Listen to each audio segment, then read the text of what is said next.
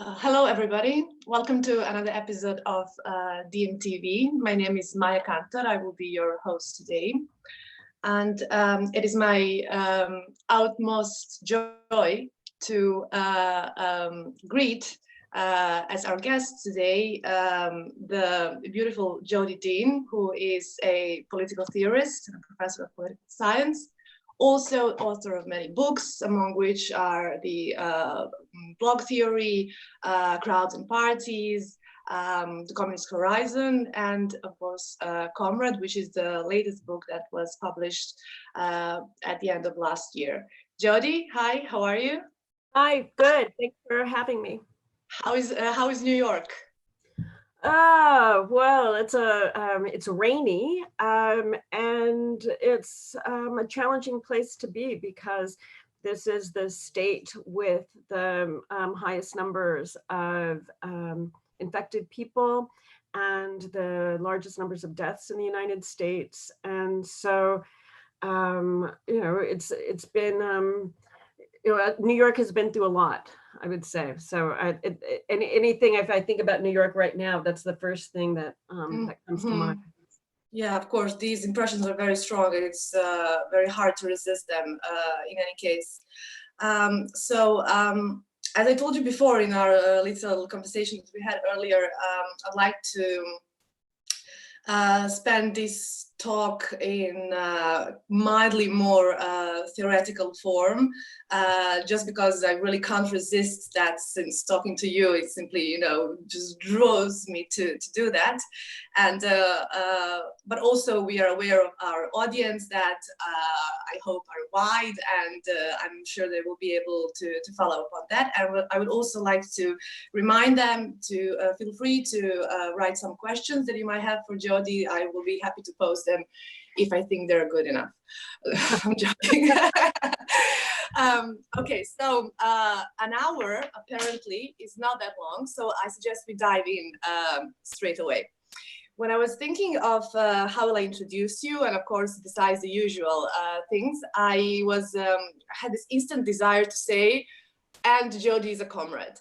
But then I decided not to do that at the beginning because I want us to somehow come to the comrade, like before, instead of just, saying it at the beginning, and that it might be interpreted as that is some kind of personal individual quality of yours. I would be right to say that Jodi is a comrade, but it would not be a personal individual quality of yours. So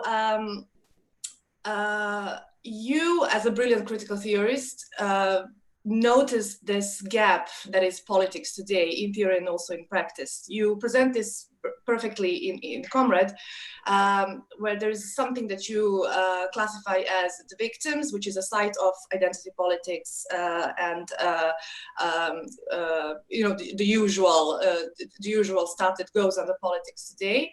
There is a gap, and then there is mostly the domain of critical theory and on the left, what you call the system, and that is this anthropocenic thought of new ontological terms where everything is bigger than us, we have got no agency, the human is a problem, and so on and so on. So the first option, the victims, rents us to this, I don't know how to call it, this shallow neoliberal subjectivity that is completely politically impotent, to say the least. The latter, the system, renders us, at best to read Heidegger, which I don't know how, where could it lead us? But this gap of politics is something you address, and you belong to this strain of theories that tries to address this gap of politics that we live in today. And I think this gap of this place of politics is not vacant. That is the site of the comrade, right? Yeah, yes, exactly. And so I would like us to start by, we don't have to enlist all the qualifications that you give to the comrade, but I think the one thing we have to mention first is this collectivity, this aspect of collectivity. Can you explain to us, Jodi, how come and what does it mean for comrade to be a collective? Okay, so I want to also use your lead-in and again, repeat the kind of opposition between system and victims or survivors, so that we can see that. Because I think it was important the way that you introduced this. So we think about it, like all of the messages that we get, whether or not it's messages that we send to each other in various online postings, or the kind of common sense of a certain kind of aesthetic, intellectual version of the left, which is dominant in some circles. We get all of these images and ideas and assumptions regarding what the shape of the world is. And the shape is usually something like, oh, the struggle for survival. And so that has a kind of dignity, like we're just trying to survive. And it's like, don't ask me to do anything else. I've got to meet my basic survival needs, or my group has struggled to survive for decades. That's what we're trying to do. Our survival is what's at stake. Other kind of synonyms around the survival, there's the victims language is around this. Also safety comes in here. Safety, security, survival. It's like, but it's very much this world of an individual threatened by things. So we have this kind of, or an individual or small group or family or something that's just trying to make it. And some people will say something like, the fact that I've survived is my politics. And that becomes this, and it gets dignified. Like people celebrate this. That's a rewarded kind of statement, like, oh yes, you've survived. That's really wonderful. So that's one hand.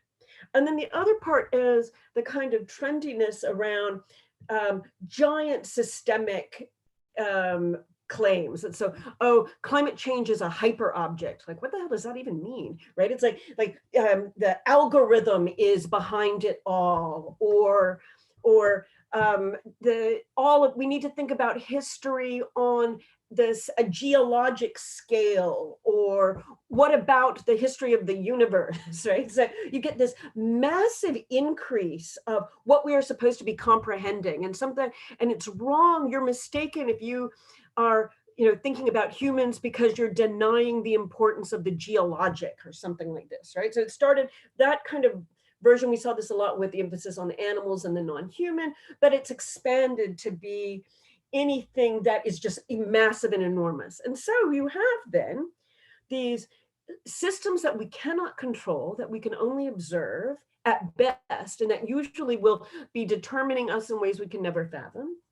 Or we have the kind of struggling band or struggling individual whose survival is all that's at stake. Both of these fail to think that human action can change things. Right? One of them, we have giant systems that are determining us, and the other one is all we can do is survive. And so there is this enormous gap where, 100 years ago, there would be political struggle. And that's where we have to return our thinking as intellectuals, as activists, as politically minded people, is reject these tendencies to think in terms of us survival on the one hand or big systems on the other, and instead occupy this gap between them, which is the space of politics. Now, how do we do that? I think that we do that in part through how we connect with one another politically. And it's important to not think of how we connect with one another politically in kind of liberal terms of, well, it should be, we need to think about terms of constitutions and rights. And it should be, voting or some abstract version of democracy, right? That kind of like constitution making makes us think that all politics is just about the procedures. And that doesn't give us a sense of, no, it's about the fight, it's about the struggle, and it's about the connections that we make in order to strengthen our side in the struggle. So that's then, that kind of collectivity is where the comrade comes in. Comrades are those on the same side of a political struggle. We join together instrumentally, not for my benefit, not for your benefit, but for the sake of winning a political battle. And I think, for us now, like the political battle is one that is against capitalism, that recognizes the way that capitalism is contributing to, if not, it's driving planetary warming. If there's going to be a future at all, it cannot be a capitalist future. We've seen that particularly in the United States with the pandemic, but that we have to, so anyway, so the point then is that in this gap between the system and the survivor is the space of politics, and what matters there is the relation between those on the same side of the struggle, and those are comrades. I like especially how you emphasize in the text that comrade exceeds all possible identitarian qualifications. And you cannot repeat that enough, because there's always this identitarian trap, that's following us, especially in contemporary politics. And you insist as well that comrade is an generic concept, and that comrade can be, as you say, anyone, but not everyone. With this, I like this formulation, because this again stresses the generic aspect of comrade, and as well stresses the political aspect, that it is a relation between those who are on the same side of the political struggle. So in that regard, this identitarian qualification is, I think, really important for us today when we think about political struggle and how to get involved in it. Can you please elaborate a little bit more on this generosity of the comrade? Yeah. So particularly in the U.S., there's been this set of assumptions that somehow politics flows from who you are, right? That politics is a matter of your identity, that if you know someone's identity, you will know something about their politics, something about what their political commitments are. But that's a little bit nuts, right? I mean, knowing that if the way I like to think about it, Margaret Thatcher was a woman, but her politics were horrible, right? Horrible for women. That's not, she wasn't a feminist in any way. What someone's politics are is a matter of it's a matter of consciousness, but that doesn't flow from identity. That comes from political features that we might call consciousness raising. That's a process of politicization.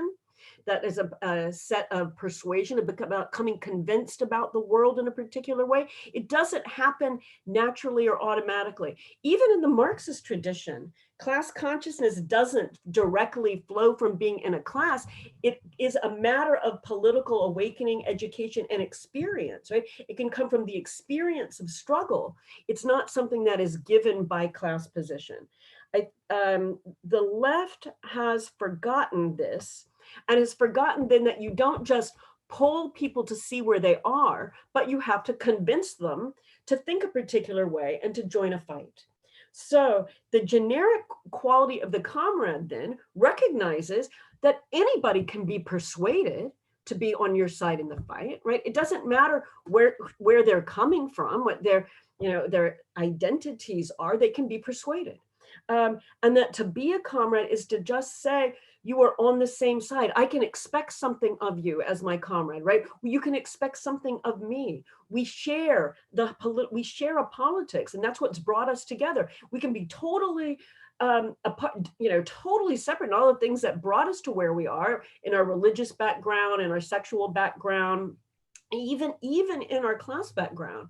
But once we become united as comrades, then we are the same, right? We're on the same side of the struggle. We have a sameness that comes from the fact that we have joined ourselves together instrumentally in the struggle. So comrade's a completely generic term. Anyone can occupy it who is on our side. And then that's the limit, right? Because not everyone's going to be on our side. There are enemies. That's why we're in the struggle, is in order to defeat them. So I think that, yeah, we have got to return to an understanding of political connection in terms of comrades, because we need that generic feature back into our understanding on the left, and that so that we can break away from the assumptions that follow from thinking of politics so strictly in terms of identity. Yes, yeah, I can agree more. I noticed throughout the text, there is this, sometimes you refer to it directly, and sometimes it just emanates from the text, this utopian impulse, as Bloch would say, that is all over them. And I really love that, because I really think that's very important for political work. I won't say back to utopian, but to use utopian impulse and to use utopian concepts, and to use it in tactics and strategy as well as theory and philosophy. And we know how it's been abandoned from all sides, even Marxist-Leninist tradition as a kind of false, wrong, daydreaming, useless, similar, needless to say, in the kind of mainstream of political science theory. But when I say that the text has this utopian quality, this is in the best possible way, because, and I'm referring here to Bloch and his ontology of the not yet, and his concept of utopia, which is this, it is not this, idea and like a specific description of some future state and temporality that will be like this or like this or like this.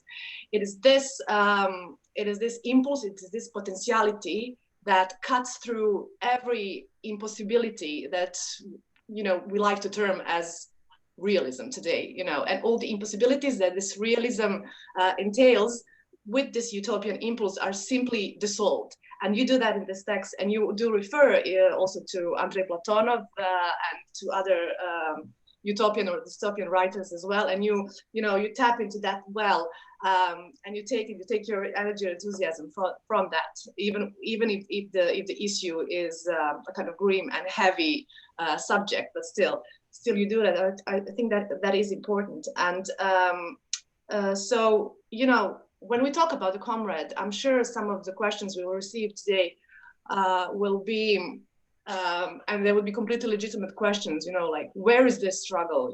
Okay, where is this fight going on? I don't see that. We don't see that. We see just some parade-ish, charade-ish, examples of political theater, but not the struggle. The fact is that even if you do not see the struggle, it is there, probably even more so. But this idea that people are craving for politics, people are sensing this gap that we were talking about. I mean, the victory of populists just proves that point,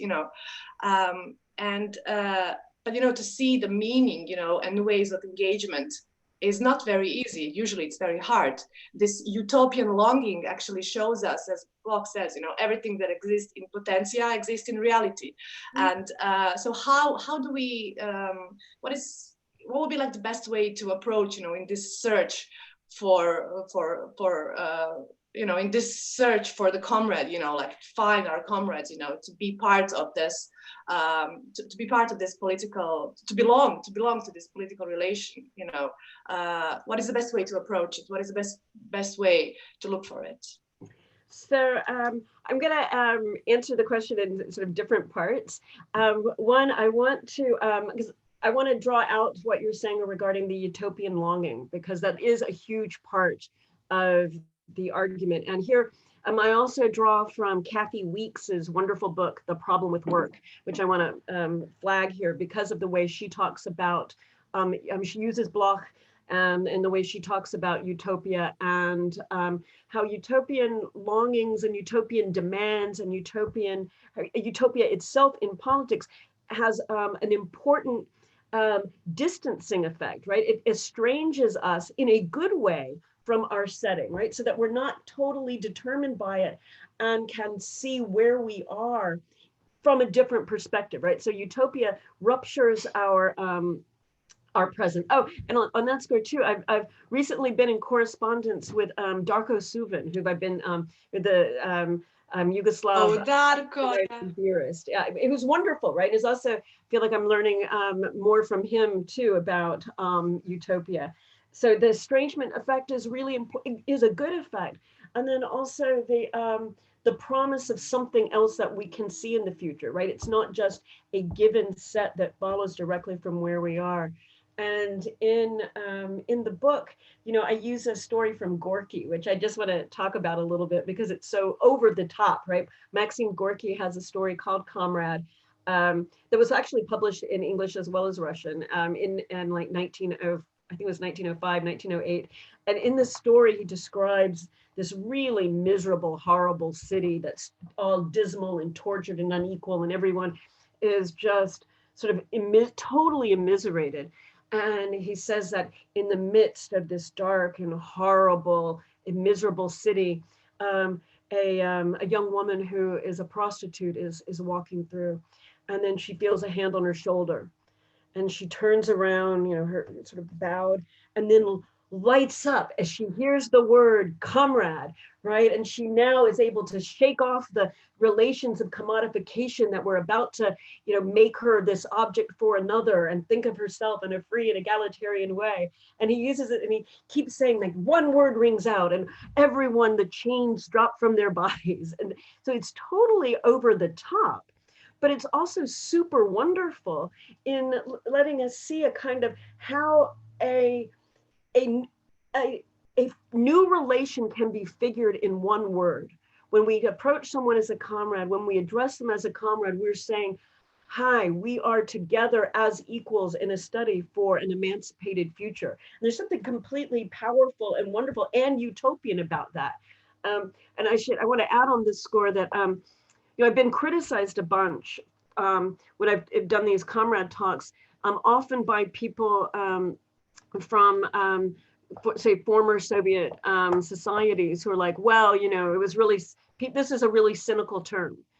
Folks will really just say, oh, comrade, and it only meant power relations, and it was a really negative thing, or we would say it ironically.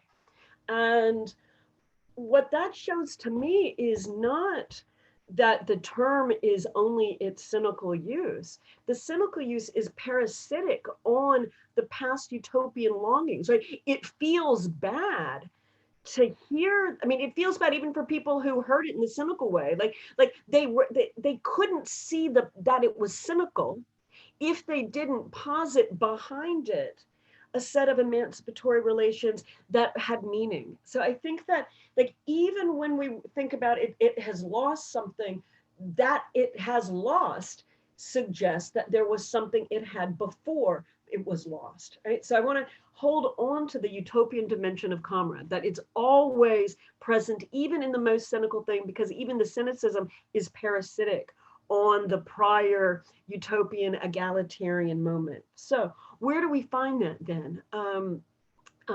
I think we still find it in communist and some socialist parties. I think our comrades in Kerala and India, they've got militant comrades who are doing important work, and comradeship means something. In their numerous small parties all over the world that try to keep forward a legacy of struggle, and that we should admire that, and build those struggles, build those small parties, and then I would say right now in the United States, there is a lot of holding up of essential workers, right? The language is that of essential worker.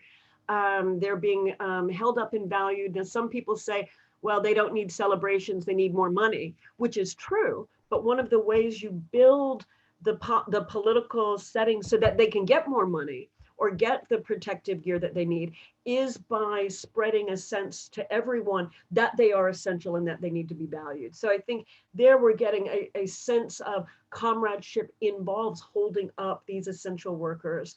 And the practice of holding them up is a practice of comradeship. Okay, so there we go. You dropped the P word, which is a site, at least in the theoretical department, of a controversy, to say in a way, because the genealogy of like decline of the concept of a party, in political theory, as we know, to say that in the shortest ways, that especially after historically existing socialisms, and after the ultimate victory of the neoliberal capitalism, this idea that party is an emancipatory body for politics, that it is an emancipatory and necessary form of organization that will lead towards the realization of the of communism as an egalitarian and unexploitatory form of society is no more, and that it is some kind of outmoded form of organization that is proven to be completely used and saturated by capitalism, that it can't do any justice for us and we can't use it anymore. And then theoretically, we went into different terms, all the different alternative ways, without anything, I think at least, anything concretely suggested, but different forms of movements, even individual activities. Either we turned to text or we turned to whatever, again, animals or objects or everything, but the political organizations, the elections, a political theater with no truth or essence in there. And then recently, there was some new suggestions of not the revival of the party, because your case for the party, I don't see it as a revival of the party. It is something other. It is something new, I would say. It is not more of the old. Also, I read Lea Ypi a couple of years ago as well. She mentioned this the importance of partisanship, in a similar way, like you do for the party, the party is something that comrades belong to, and the party is something that belongs to comrades. There is this relation of reciprocity, which goes both ways. The party is the site where the political work is done in equality, not in hierarchy. And the party is also a site of organization out of which the qualities of the comrade emanate. And the qualities of the comrade, or the attributes of the comrade, are, as you say, discipline, joy, enthusiasm, and courage. But they're all linked to the aspect of discipline. And the discipline is, it seems to me, always linked to the fact of organization. And the party is the site of this organization. But amidst all of the, how shall we say, historical failures of the party, somebody says there is the party and there are parties. So amidst of all the historical failures of the party, and amidst the all political irrelevancy of the parties, different parties, what is your case for the party?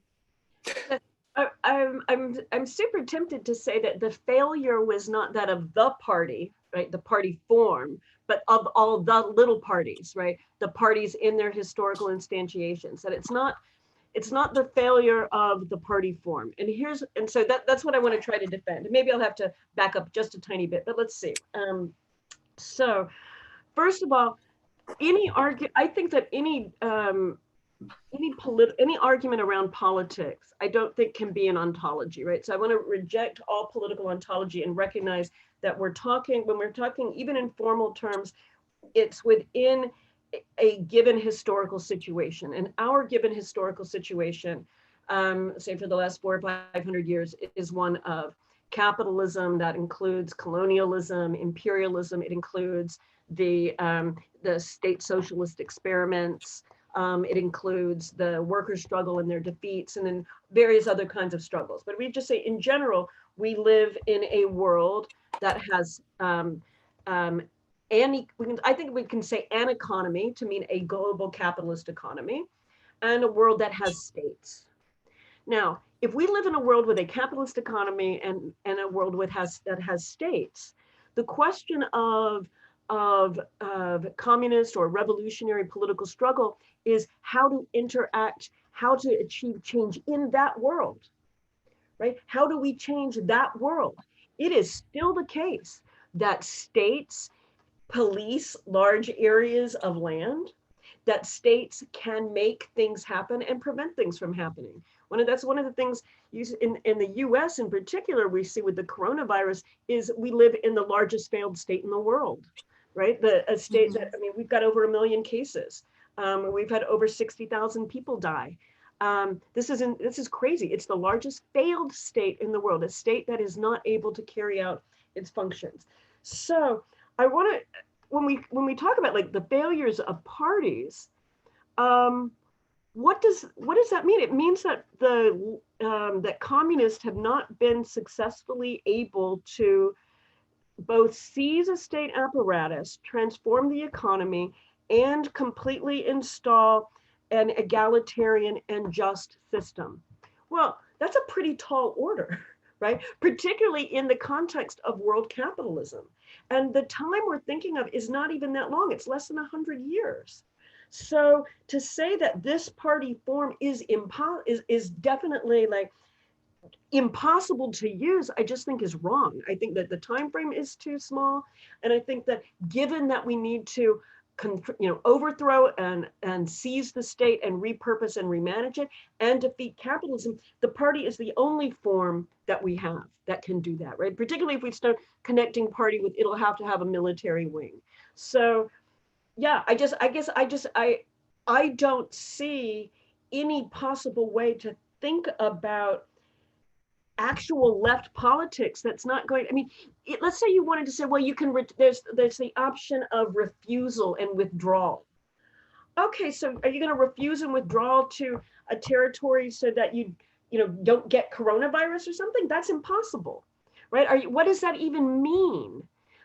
You're going to refuse and withdraw so that there's no air traffic, there's no planes, like you don't have health care. I mean, I just, there's something that's deeply just sort of self-deceived. And I think it's a kind of a strange fiction that the left uses if it tries to say, well, withdrawal is an option. It's actually not an option. And things like the global pandemic, I think, make that very, very clear. That we actually need state apparatuses to function, particularly now, for the benefit and under the control of the working class, understood most broadly, or I'll just say the working class understood broadly. So I really reject it. I think that the left should vehemently reject the fiction that we can do without a party. You know who didn't reject that fiction has been the far right. And what has happened to them over the last 30, 40 years? They've become more powerful. And really enough of this like refusal and withdrawal. I mean, we're doing this self-exodus already for decades, from this political field. This idea of this withdrawal is not even properly nihilist. It's completely barren. It doesn't even use the negativity in any fruitful way. It's just, it's just to leave this empty space and nothing more. So I don't see anything useful in that concept whatsoever. But okay, that's the one thing I wanted to ask you, and while reading about the comrade, and these notions that you use, the equality, the political truth and fidelity and all that, these are all kind of Badiouian, subject sites. But then you say specifically in the text that the comrade is not a subject. Right. Why is comrade not a subject? Okay, so I'm very glad you asked that. So,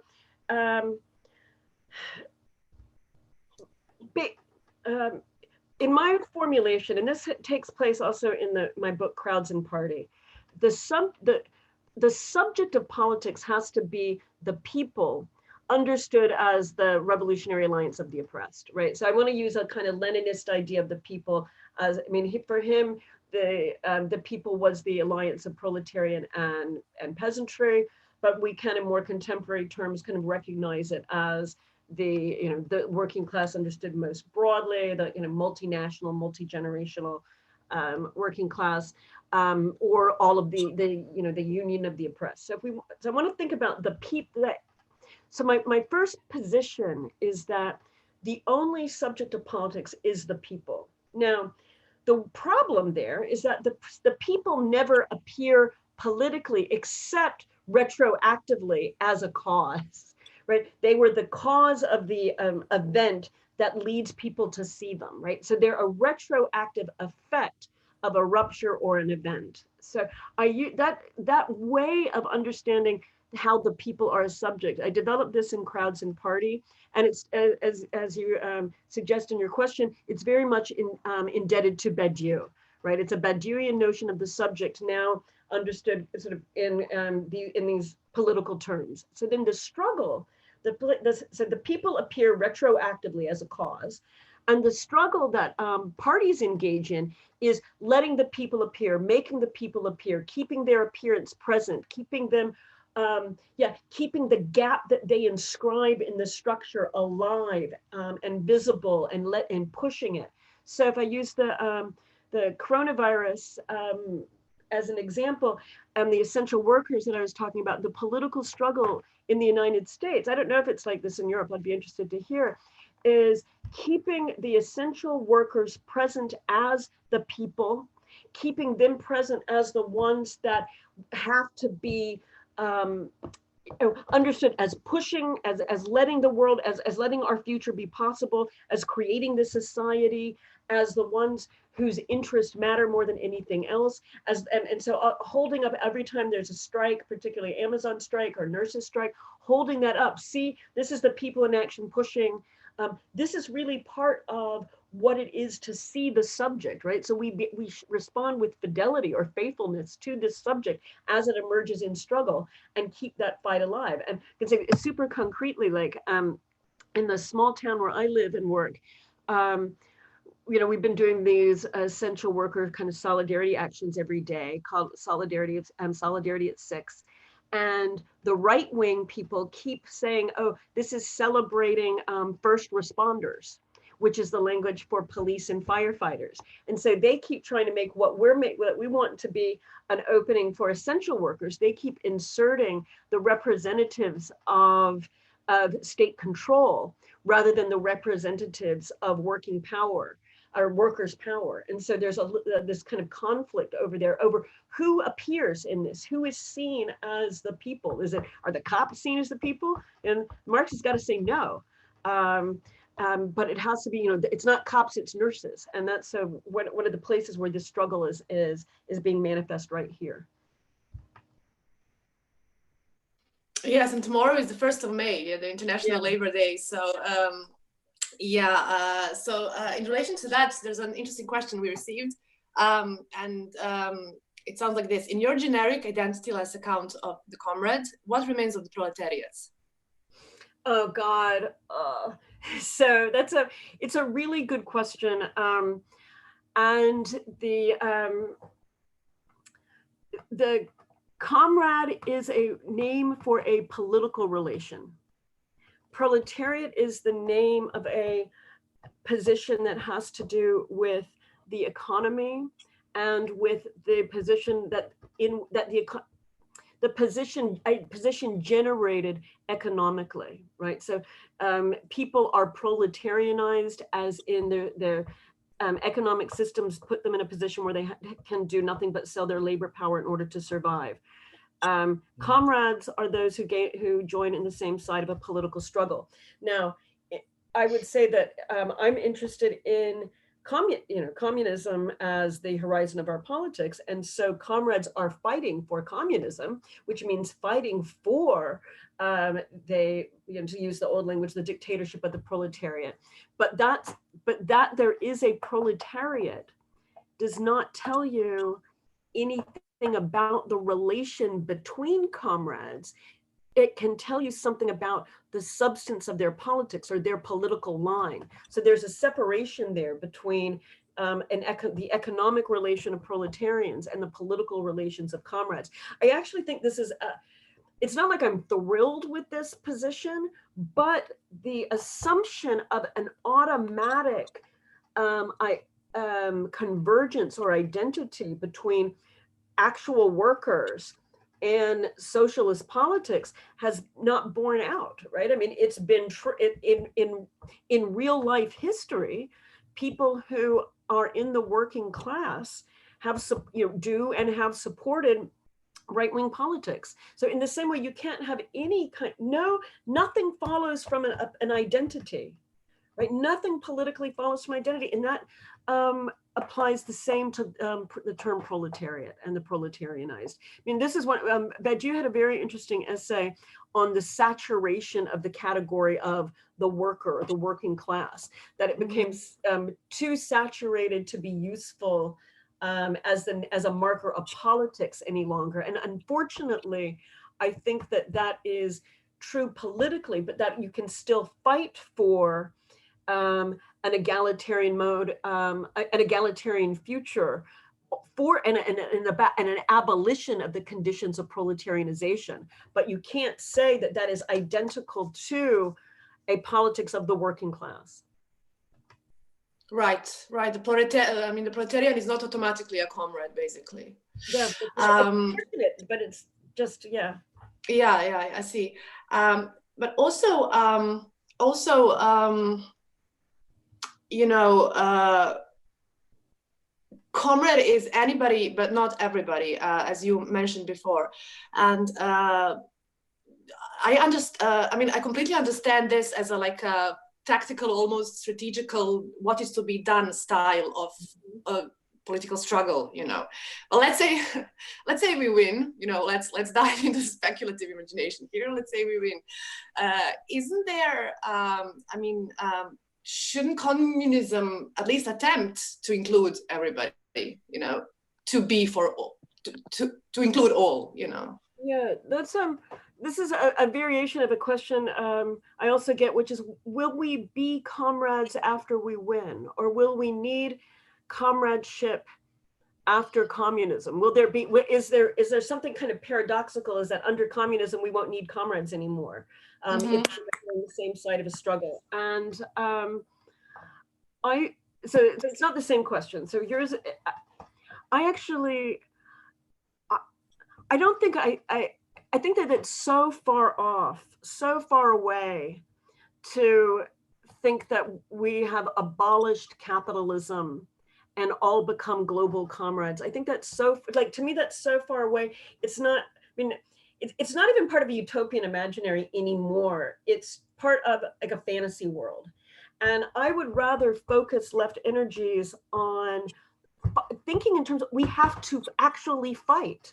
I mean, we have to be in the struggle. We have to get rid of a sense of everybody being on the same side. I think that this is super deadening, because then people are like, well, how are you going to convince these Nazis over here? It's like, we're not going to convince the stupid Nazis, right? We defeat them. We don't convince them, we defeat them. No, so can you be comrades with the people who are defeated? Yes, once they're fully defeated. Once they're defeated, then they can go to your side. But you know, the struggle is, you know, the road is long, and the struggle, you know, is not ending. And then if I keep going, I think that it will be likely that we will have to fight individualism within ourselves and forms of self-regard. And that, so I say in the book that the individual as the locus of identity is the other of the comrade. And that's a way to recognize that comrade is a kind of instrumental relation of struggle that always pushes against individual self-interest and self-regard. And that's because it's not, you know, even in the old school way, like, oh, damn, I've got to go to another rally. I've got to, you know, sell the stupid newspapers. I have to, you know, join the picket line again. And people get tired, right? It gets like old. But you do it for your comrades, right? You do it because that's what it is to be in this struggle. And you keep doing it, right? You do the heavy lifting even when you don't want to. And so I think that even then we, you know, the saying that, you know, anyone but not everyone can be a comrade, you can even make it sort of a little more, you know, metaphorical, like sometimes even I'm not a comrade, right? If I behave in a non-comradely way. So yeah, so I don't, does that address your question, or did I go too far off? Yeah, no, it does. I wanted to ask you, I forgot, you mentioned Kathy Weeks and problems with work. Did she connect somehow Bloch with Nietzsche and interpreted Nietzsche as a utopian philosopher, or was that her? Yes, it's a paradoxical grouping. Yeah. yeah. I remember I read that like long ago, but then and stuck to my. I remember that text is, oh, I had to reread this because it's interesting, but then I never did. So wow, it's so funny that you mentioned her. Okay, so let's turn to the people. Let's say what people have to ask you. Again, a lot of these questions, what is to be done, how do we engage people to fight for communism and overcome anti-communism ideas? How do we define communism? Well, I read just this people's craving for political engagement, in all of these questions. So what do you think? I'm going to say a little bit about that score. I think on the how to combat anti-communist ideas, I think on the one hand, we have to stop repeating them. Like, I get lots of times people will say things like, well, nobody believes in socialism anymore. And in fact, that's just not true. It's just not true. Even in the United States, one of the most horrible right-wing capitalist countries around, the majority of people under 40 have positive associations of, they think of socialism as a positive. It names something very positive. So I think it's really crucial for people on the left to stop repeating capitalist and liberal and right-wing talking points, and instead to lift up and hold up communist achievements, communist victories, the fact of communism alive in other countries that are not in Europe. That really matters. And so we've got to not repeat anti-communist talking points. Mm-hmm. And yeah, also, as I say, communism is the horizon, and there's a difference between the horizon and the goal, right? And also Darko Sulvin, who you mentioned earlier, he's great in this, in his literary theory of science fiction, when he defines this kind of utopian theoretical concepts, and that he says there is the locus, there is the agent, there is the vector, and there is the horizon, right? And horizon is something that always moves, in terms of like, not in terms like we're never gonna get there, but that's something reflective to the process as well. So of course we should look at the past experiences, learn from them, disregard them even sometimes, but that does not mean that it is not a game of like something that we can lately qualitatively assess as success or failure, because it is this horizon that is reflective to the entire process of struggle, and it's always going to be kind of modular, mobile in a way, it's not a set thing. Oh yeah, absolutely. It's like, in fact, you can see there's some dimensions of the success in that we evaluate the failure in terms of the success we wish it had had. Right? Like that, it's the way that the struggle inscribes itself as a measure, as its own measure, right? So, for example, the Communist Party in the United States in the 30s was the leading interracial group in the struggle against Jim Crow laws, which are the racial segregation laws, and the struggle against lynching, right? So it's the Communist Party that was really a leader in anti-racist struggle in the United States for interracial groupings. It was the major one. And yet, particularly like people who don't read a lot of left history will say things like, well, the Communist Party was racist. What they're using is the Communist Party's own self-criticism as like, we've got to defeat white chauvinism, we have to address racism in our policy. It has to be the position of every class-conscious worker that they would rather die than let a white supremacist oppress, a fellow worker, on the basis of race. Like that was the message that the party organizers were giving to their members. You have to be willing to die for Black people. And so they considered themselves failures when there was still racism among workers in the party. And so what happens is like, so the measure should be like, that was a success to make that a measure of what they should be politically. And we tend to use, so I think we can shift things and say, look, oh my God, we recognize the priority of equality. That's a marker of success. And our defeat is when we say, oh, well, market efficiencies really say that we're going to need to have this amount of unemployment and that the market's the best way for distributing medicine and pharmaceuticals and healthcare and housing, that the market doesn't, nothing beats the market. That's the defeat. Mm-hmm. Yeah. As soon as the market comes into conversation, it's all done, like instantly.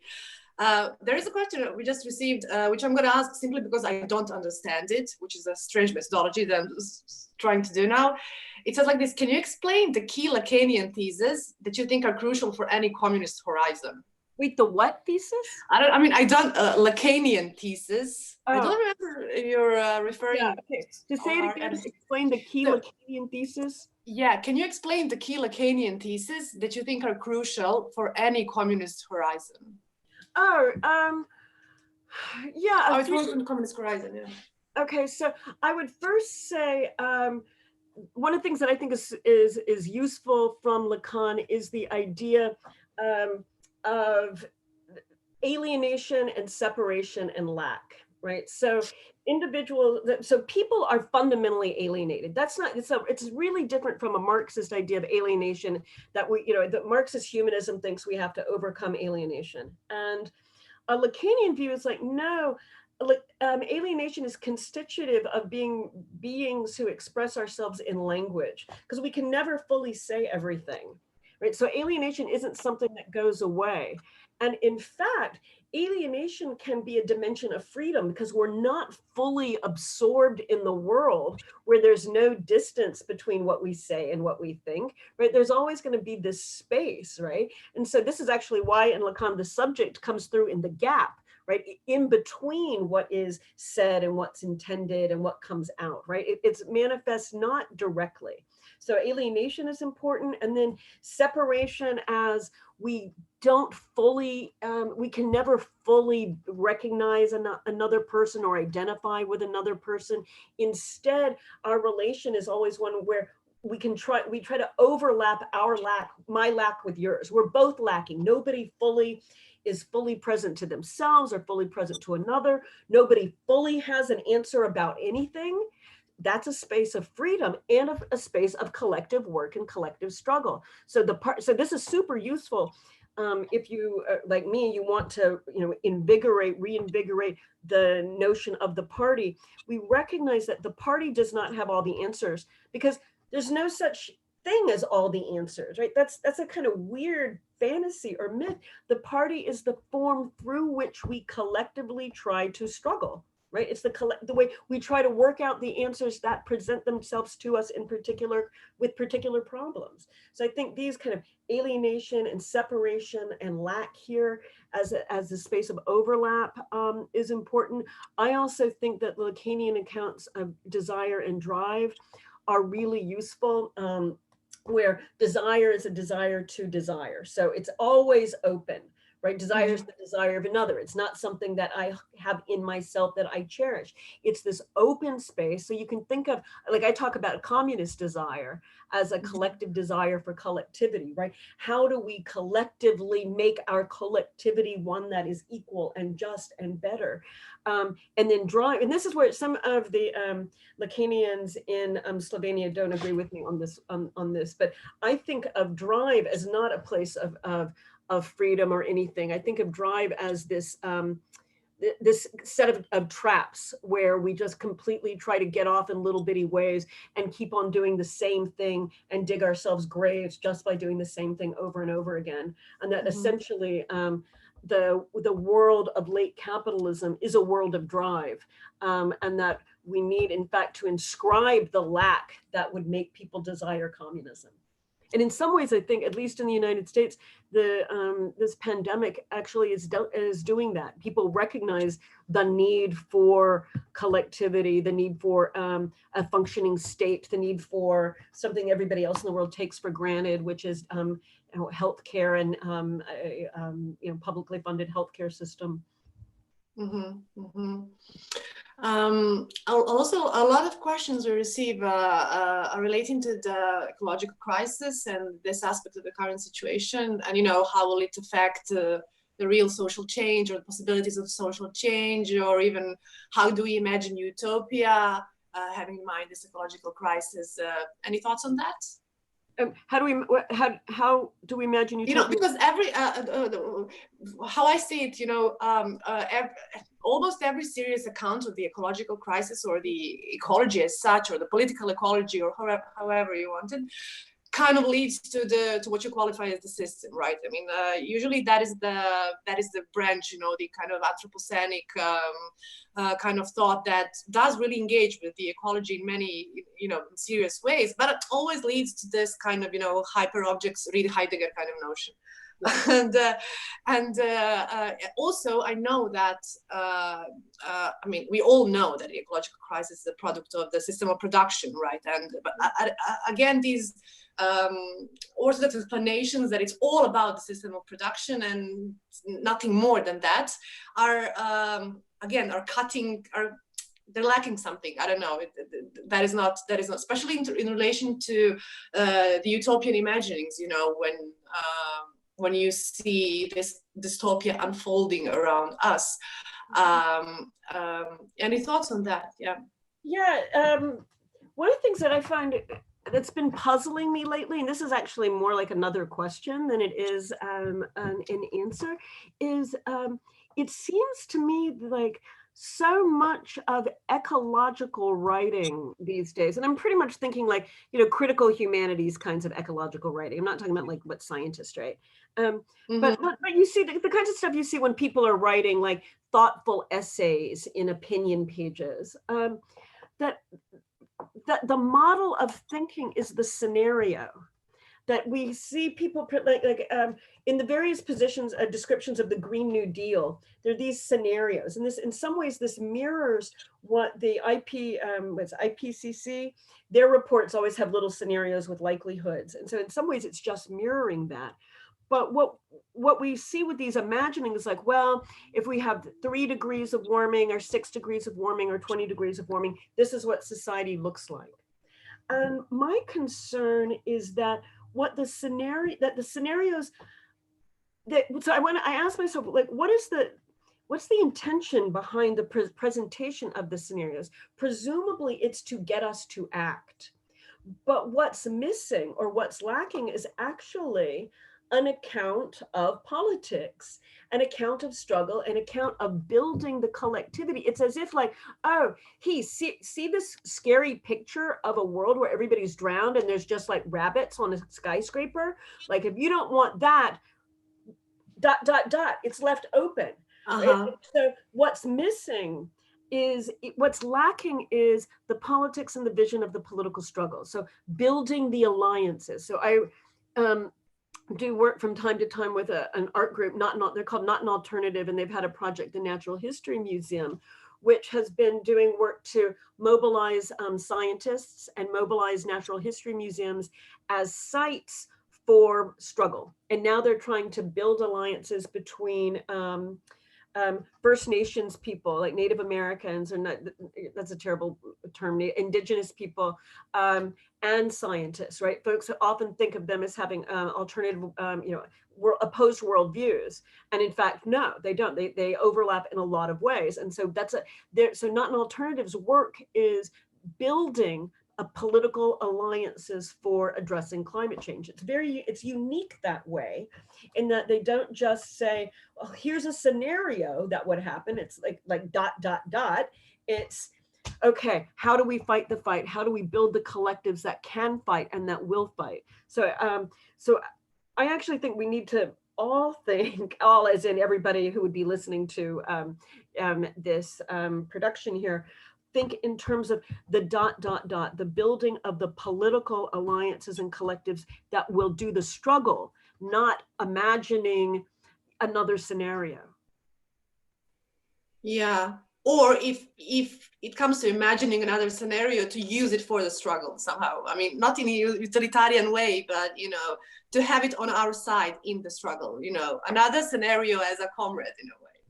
Yeah, but we got to here's the thing with the scenario. What about this way? The scenario needs to be the scenario of struggle. Like, give us the imagining of, okay, so what are the steps about building the collectives? What is the steps that build the alliance? Like, who are the people brought together? How does that happen?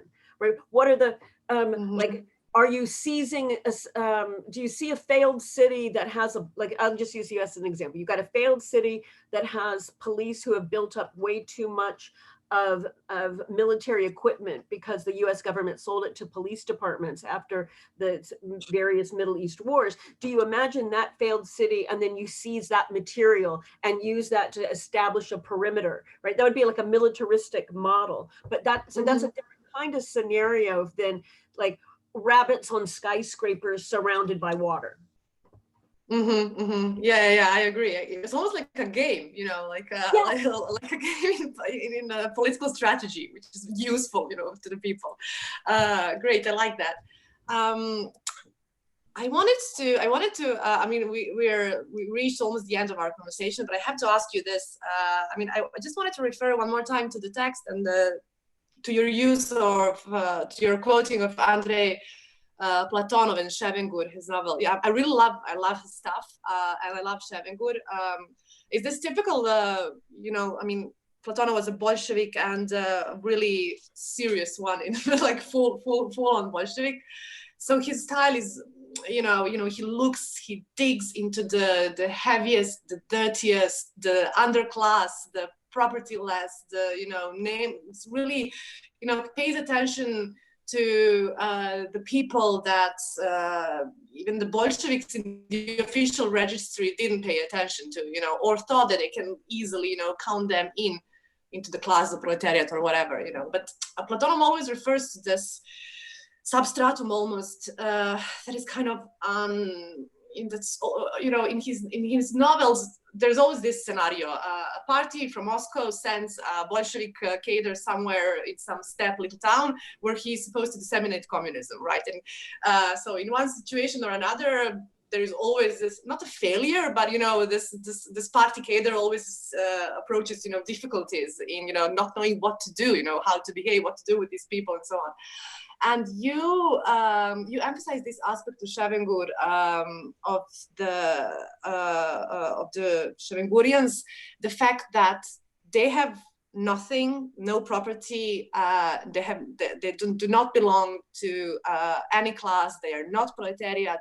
But they have each other. They constantly have each other, and the fact that they are in these destitute situations that imperial Russia politics left them in did not turn them, you know, atomized, selfish, you know, didn't turn their world Hobbesian, but quite the contrary. It led them to have each other and kind of to not to want any objects of property which will stand in between them. So they're drawn to each other as, you know, again, belonging to each other. And in the midst of this exhaustion that we have, you know, in the, as Bloch would say, the darkness of the present day, you know, there is never enough emphasis on this aspect of regardless of the dissolution and the difficulty. You know, this is where you find the courage, and this is where you find the energy of belonging to each other, right? We do belong to each other, but before we can realize how do we belong to each other, we have to set out outline, at least in the broadest possible way, what is this political struggle that delineates us, you know, that puts us on the same side, you know. So if there is, like, you know, in the simplest possible way, you know, if we are to depict this this political struggle that we belong to, you know, how could we do that? If we use the example from Chevengur that you're bringing up, which is, I mean, it's really a wonderful, the novel is really wonderful. And my friend, Maria Chevonadsky, is the one who forced me to read this. And because she wrote a really brilliant dissertation that has a discussion of Platonov in it. And she was like, this is all about your comrade stuff. You really, really have to read this. And one of the things that's amazing is all of these people that you're describing, the ones who are described as comrades, Platonov refers to as like the miscellaneous, right? They're the others, and the idea is that on any kind of identity card, they wouldn't fit into any category. So they were just sort of left as the others, the remainder, the prochia, I think is the Russian word for it, and the miscellaneous. And what's interesting, like they are bereft of identity, and they are bereft of class. And what I found really interesting, and this isn't in the book, this came up in a conversation I was in when I was presenting this in Moscow, actually, last year about this time, is, there's this Marxist kind of Marxist-Leninist fantasy of abolition of classes, right? Under communism, we will abolish all classes. Well, what we get from Platonov is like, initially the abolition of classes may leave people with nothing at all, right? They don't have any place, right? This is like a negative version of this no class. They are considered unclassed, right? They have no class. They don't have a class belonging, because anything that would give them any kind of belonging is a race. So it's like the purely negative dimension of comradeship, or comradeship as mobilized negativity. No belonging except to one another. And they're in the novel, they're in a heap, right? They're piled up. They're people who are like piled up together on a heap in the edge of the town, right? Their warmth comes from each other.